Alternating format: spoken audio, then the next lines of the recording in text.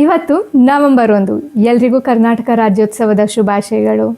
ಅಂದಾಗೆ ನಮ್ಮ ಕರ್ನಾಟಕದ ಇತಿಹಾಸದ ಬಗ್ಗೆ ನಿಮ್ಗೆಷ್ಟು ಗೊತ್ತು?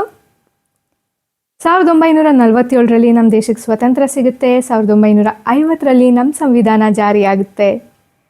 ನಮ್ಮ ಸಂವಿಧಾನದ ಪ್ರಕಾರ ಆಗ ನಮ್ಮ ದೇಶದಲ್ಲಿನ ರಾಜ್ಯಗಳನ್ನ 4 ಭಾಗಗಳಲ್ಲಿ ವಿಂಗಡಿಸಲಾಗಿರುತ್ತೆ. Part A, part B, part C, part D States.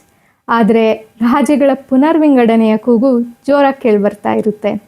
ಅದರಲ್ಲೂ ಒಬ್ಬರು 58 ದಿನಗಳ ಕಾಲ ಉಪವಾಸ ಸತ್ಯಾಗ್ರಹ ಕೈಗೊಂಡು ಸಾವನ್ನಪ್ತಾರೆ. ಇದರಿಂದ ಆ ಕೂಗು ಜೋರಾಯಿತು. ಹಲವಾರು ಸಮಿತಿಗಳನ್ನ ರಚಿಸ್ತಾರೆ.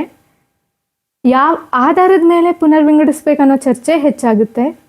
ಕೊನೆಗೂ ನವೆಂಬರ್ 1, 1956ರಲ್ಲಿ ರಾಜ್ಯಗಳ ಪುನರ್ವಿಂಗಡಣೆ ಕಾಯ್ದೆ ಜಾರಿಯಾಯಿತು.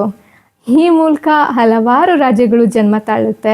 ಅದರಲ್ಲಿ ಕರ್ನಾಟಕ ಕೂಡ ಒಂದು. ಆದರೆ ಕರ್ನಾಟಕ ಆಗಿರಲಿಲ್ಲ, ಆಗಿನ ಮೈಸೂರಾಗಿತ್ತು.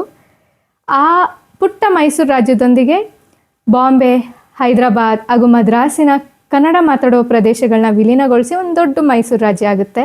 ಇದರಲ್ಲಿ ಮುಖ್ಯವಾಗಿ 3 ಪ್ರದೇಶ ಇರುತ್ತೆ. ಒಂದು ಉತ್ತರ ಕರ್ನಾಟಕ, ಮತ್ತೊಂದು ಮಲೆನಾಡು, ಮತ್ತೊಂದು ಹಳೆ ಮೈಸೂರು. ಆದರೆ ಉತ್ತರ ಕರ್ನಾಟಕದ ಜನರಿಗೆ ಮೈಸೂರು ಅನ್ನೋ ಹೆಸರಿನ ಜೊತೆ ಹೆಚ್ಚಾಗಿ ನಂಟು ಬೆಳೆದಿರೋ ಕಾರಣ ಮೈಸೂರು ಕರ್ನಾಟಕ ಆಗಿ ನವೆಂಬರ್ 1, 1973ರಲ್ಲಿ ಬದಲಾಗುತ್ತೆ. ನಮ್ಮ ರಾಜ್ಯದ ಏಕೀಕರಣಕ್ಕೆ ಮುಖ್ಯ ಪಾತ್ರ ವಹಿಸಿದವ್ರ ಬಗ್ಗೆ ನಿಮ್ಗೆಷ್ಟು ಗೊತ್ತು?